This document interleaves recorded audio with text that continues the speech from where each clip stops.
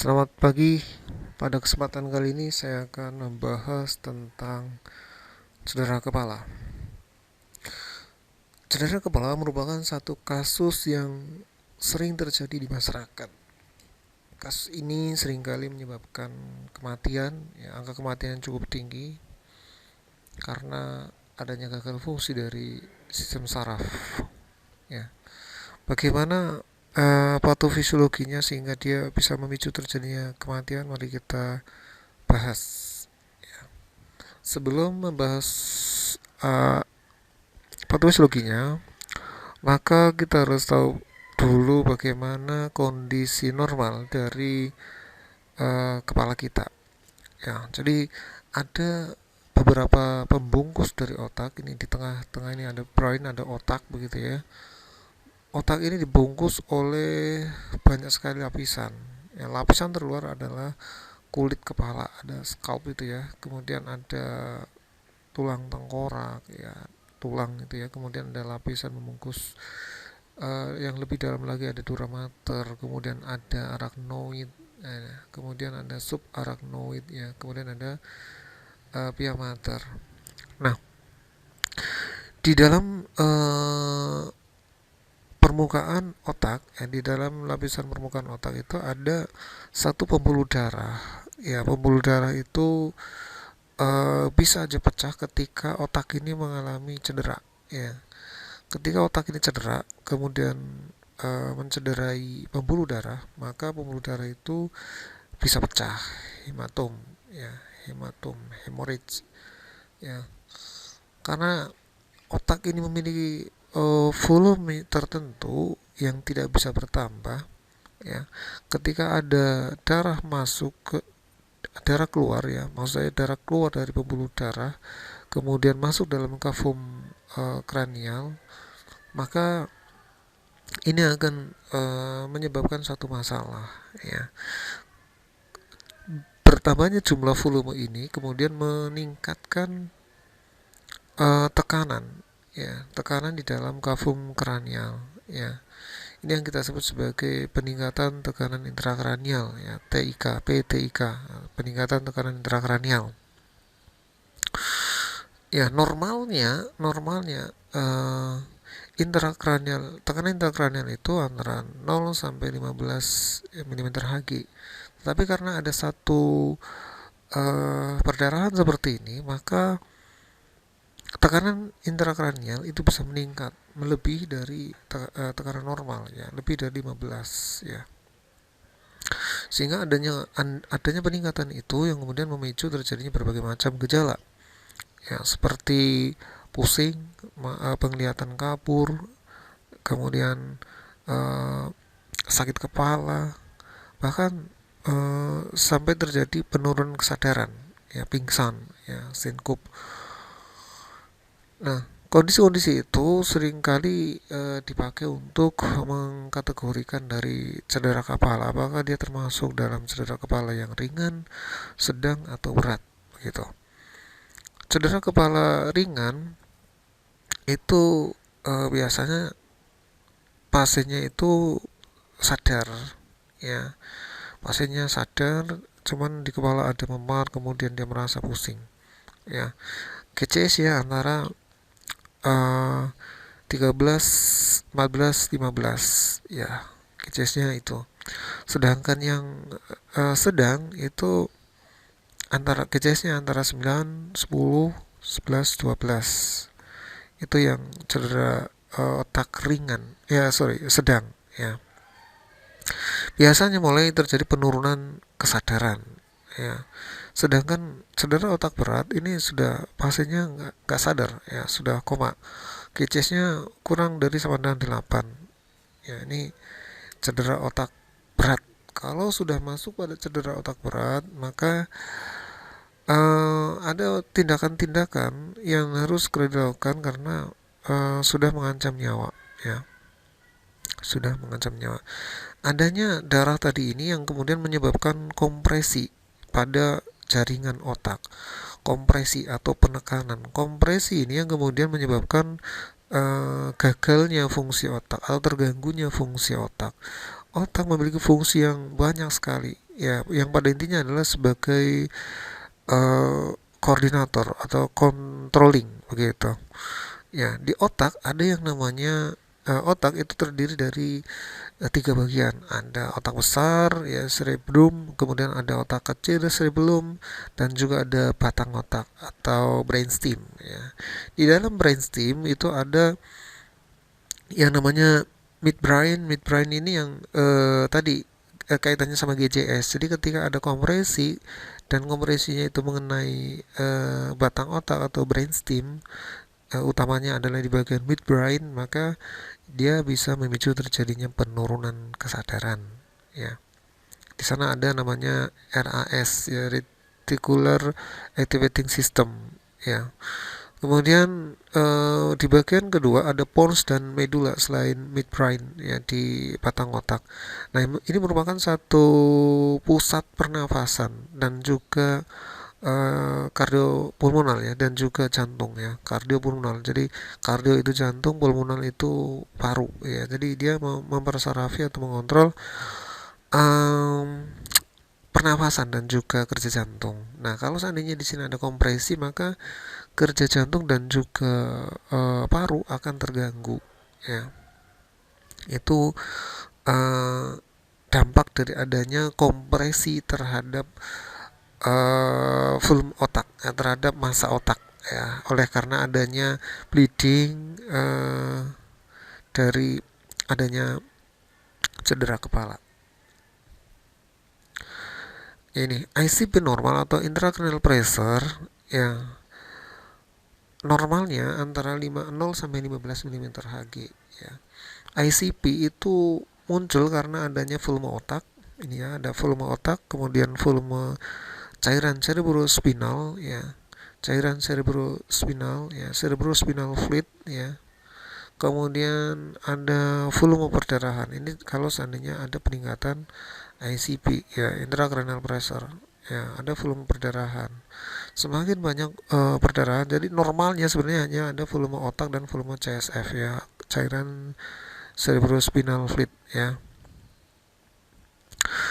Ketika ada perdarahan, ini menjadi satu kondisi yang patologis karena dia bisa mengganggu kondisi yang normal. Ya, semakin banyak perdarahan maka semakin tinggi ICP-nya, ya, atau intrakranialnya atau TIK-nya. Jika ada perdarahan, maka pembuluh darah di otak, ya, dia akan mengalami vasokonstriksi. Ini dengan maksud untuk menurunkan aliran darah ke cerebral sehingga bisa menurunkan bleeding yang terjadi.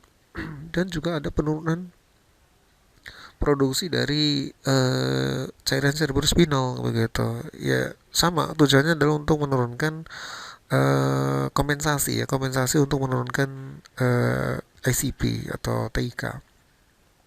Nah, tetapi dalam kondisi yang cedera berat, maka ICP naik karena ada bleeding begitu, ya, ICP-nya akan meningkat, ya, sehingga resistensi dari pembuluh darah di cerebral, ya, cerebrovaskular, ya, akan meningkat karena adanya peningkatan tekanan darah begitu. Nah, peningkatan tekanan darah ini yang kemudian menyebabkan berbagai macam, ya, ketika resistensi tekanan darah ini meningkat, maka ini bisa menyebabkan perpindahan cairan, ya, perpindahan cairan, akhirnya edem, ya, edem, perpindahan cairan dari vaskuler ke luar vaskuler, ya. Jadi uh, bisa masuk di interstisil atau bahkan masuk ke dalam sel. Nah, perpindahan cairan ini juga menambah peningkatan tekanan intrakranial, ya. Nah, ketika dilihat pasiennya yang mengalami cedera kepala berat atau cedera otak berat ini, maka akan tampak edem, apa namanya ini, edem di kepala begitu, ya, namanya edem cerebral, ya, edema cerebral. Nah, namun ketika perdarahan ini banyak, ya, lebih dari 20 mm 20 ml, ya, maka dia akan semakin buruk outcome-nya, ya. Terlebih jika tekanannya itu melebihi dari 20 mm Hg. Jika cairannya lebih dari 20 cc, ya 20 cc biasanya itu tindakannya, atau cairan yang banyak begitu ya, masif, biasanya dilakukan eh, pembedahan ya.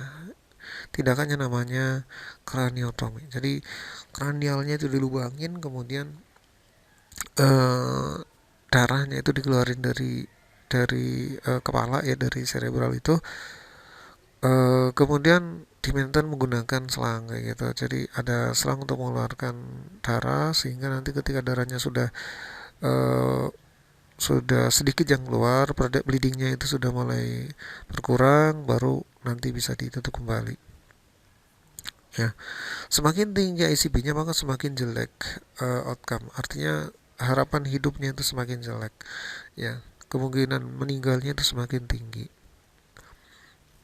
Nah, bagaimana dengan perfusinya begitu ya?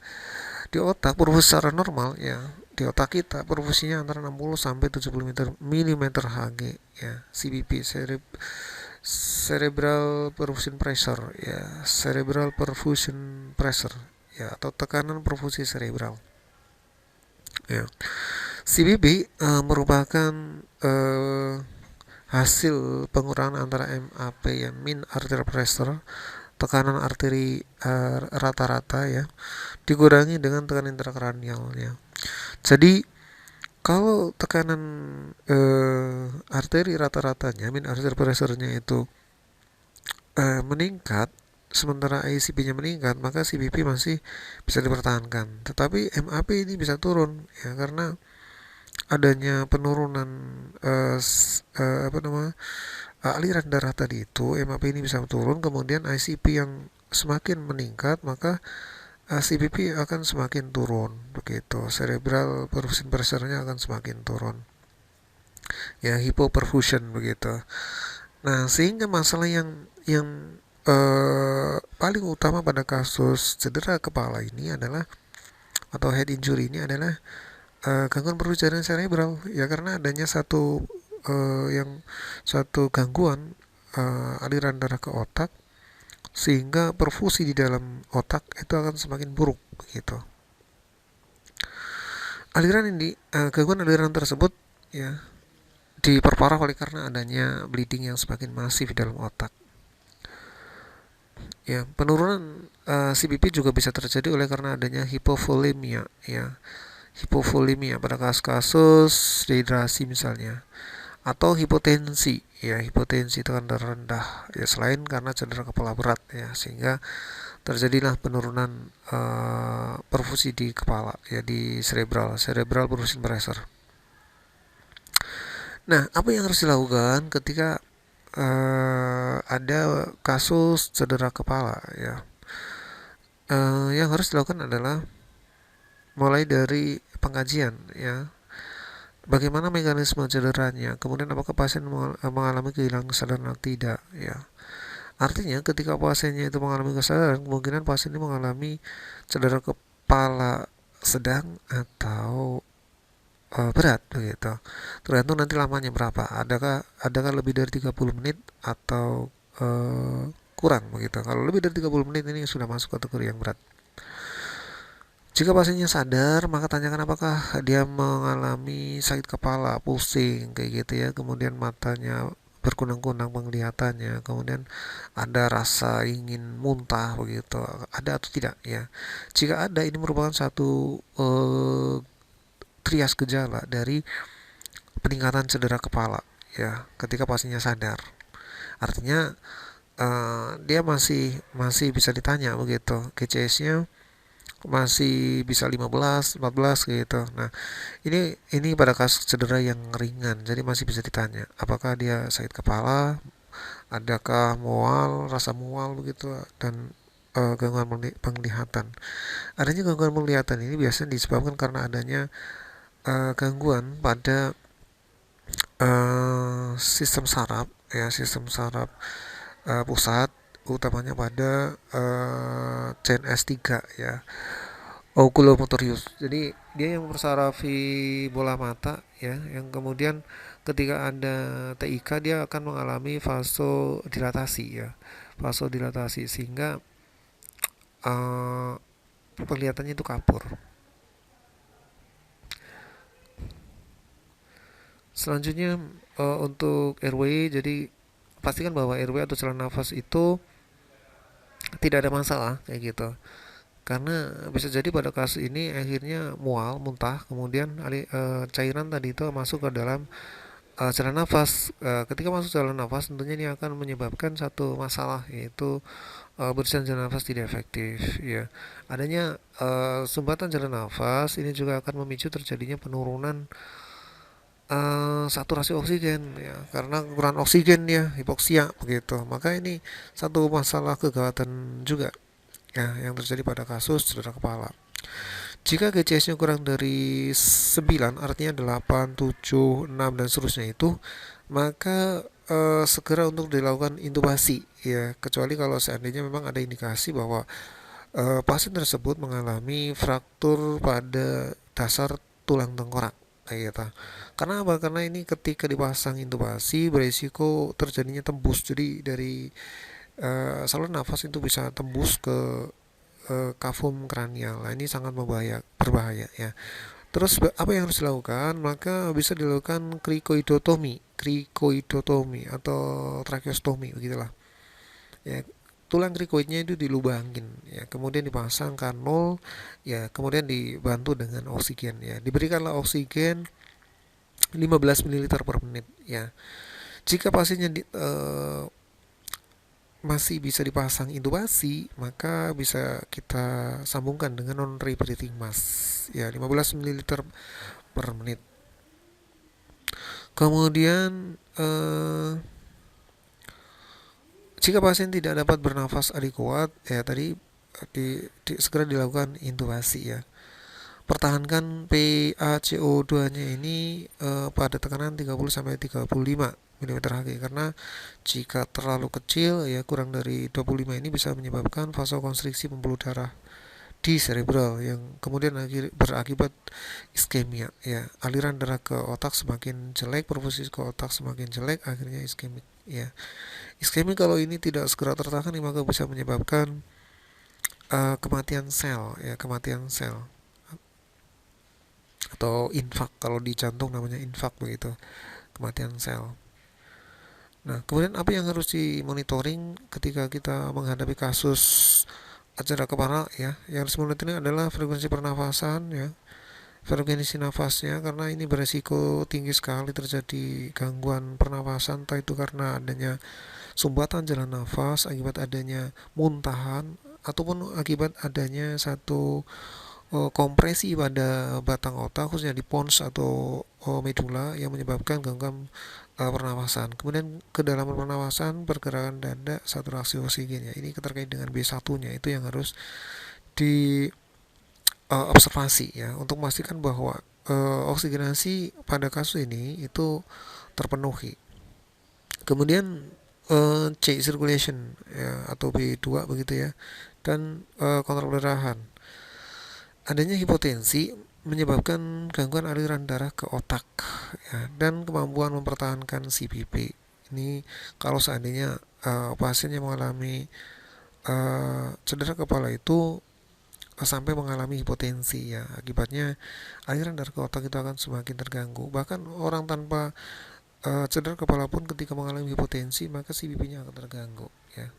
Sehingga perlu adanya satu terapi, yaitu ketika ada bleeding perlu adanya satu terapi ya, namanya terapi hipertonis, cairan hipertonis. Tetapi ketika tidak ada bleeding, cuman di situ mulai ada penurunan CPP ya, penurunan perfusi jaringan cerebral akibat adanya hipotensi karena kekurangan cairan, maka berilah dia cairan isotonik begitu, intravena ya. Tapi kalau ada bleeding, maka yang digunakan adalah cairan hipertonis. Tujuannya adalah untuk meningkatkan osmolaritas ya, sehingga cairan dari jaringan otak itu bisa masuk ke dalam vaskuler, sehingga harapannya tekanan interkranial itu akan bisa diturunkan. Itu kenapa harus diberikan cairan hipertonis.